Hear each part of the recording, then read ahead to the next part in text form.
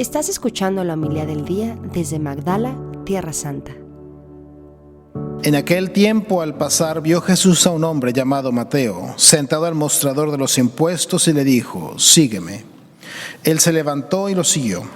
Y estando en la casa sentado a la mesa, muchos publicanos y pecadores que habían acudido se sentaban con Jesús y sus discípulos. Los fariseos, al verlo, preguntaron a los discípulos: ¿cómo es que vuestro maestro come con publicanos y pecadores? Jesús lo oyó y dijo: no tiene necesidad de médico los sanos, sino los enfermos. Andad, aprended lo que significa misericordia quiero y no sacrificio. Yo no he venido a llamar a justos, sino a pecadores. Palabra del Señor.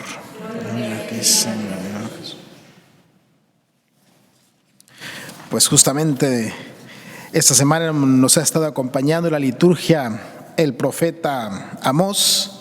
Decíamos que fue un profeta originario del reino del sur de Judá, que Dios lo manda a predicar al norte, al reino del norte, al reino de Israel. Y otra cosa más sobre su contexto: el periodo en el que él desarrolla su ministerio, principios del siglo VIII antes de Cristo, 780, 770 más o menos antes de Cristo, pues fue un periodo de relativo esplendor para el reino del norte. Fue un tiempo en el cual pues se dio un cierto bienestar, justamente antes de las turbulencias que iban a llevar a la caída de este reino. Y en este contexto pues se nota que el trasfondo de esta lectura es esto, ¿no? Había comercio, había una cierta derrama material positiva para el reino, lo que dio paso pues a muchas injusticias, porque a veces cuando hay demasiados bienes, pues somos humanos, la avaricia se puede desatar y esto puede provocar situaciones de injusticia. Y justamente lo que dice el profeta, ¿no? Aquellos que buscan luego vender el grano y que incluso en las compraventas pues reducen el peso, aumentan el precio y modifican las balanzas con engaño.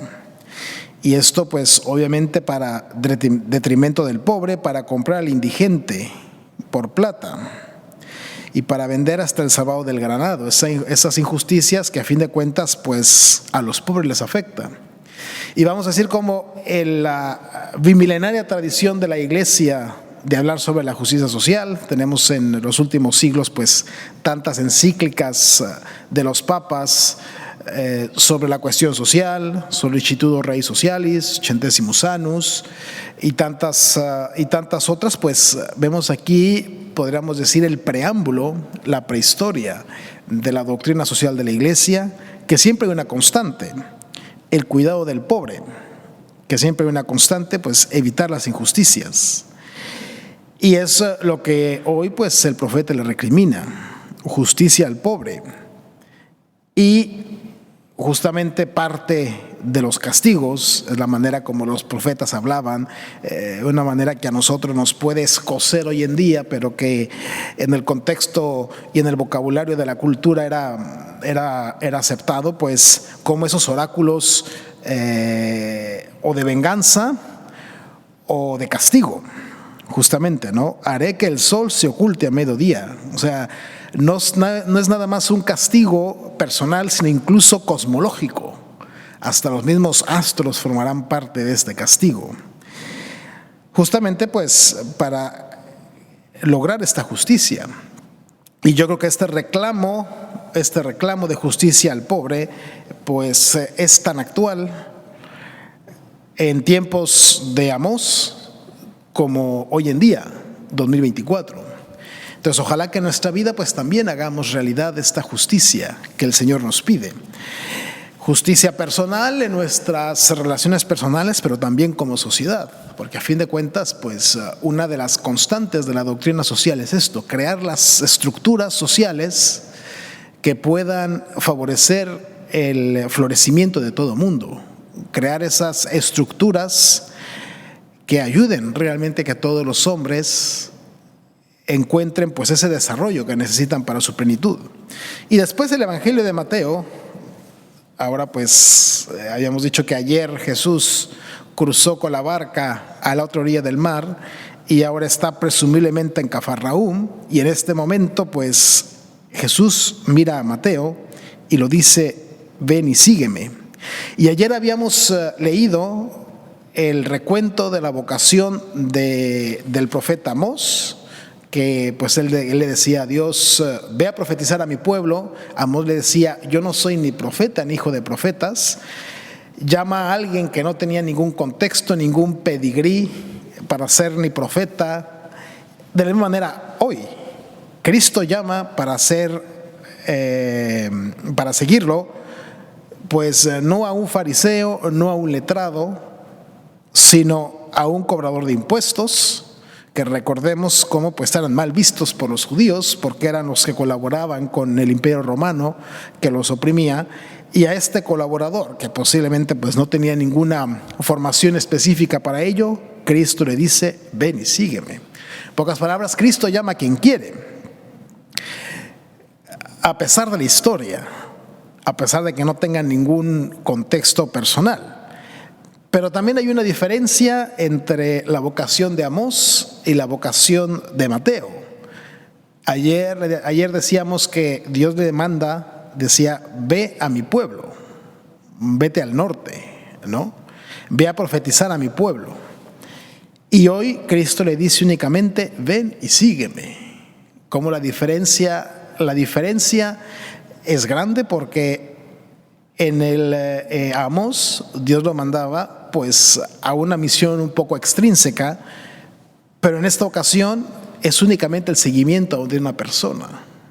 Es lo propio de estas vocaciones, ¿no? Que Cristo no les pide hacer una cosa específica, sino únicamente seguirlo. Es un llamado a seguir a una persona. Y es por eso que pues siempre la vocación, y no nada más la vocación, sino la vida cristiana, pues tiene que ser cristocéntrica. Por eso nos llamamos cristianos. ¿Qué significa ser cristiano? Ser un seguidor de Cristo. Seguirlo a Él, imitarlo a Él.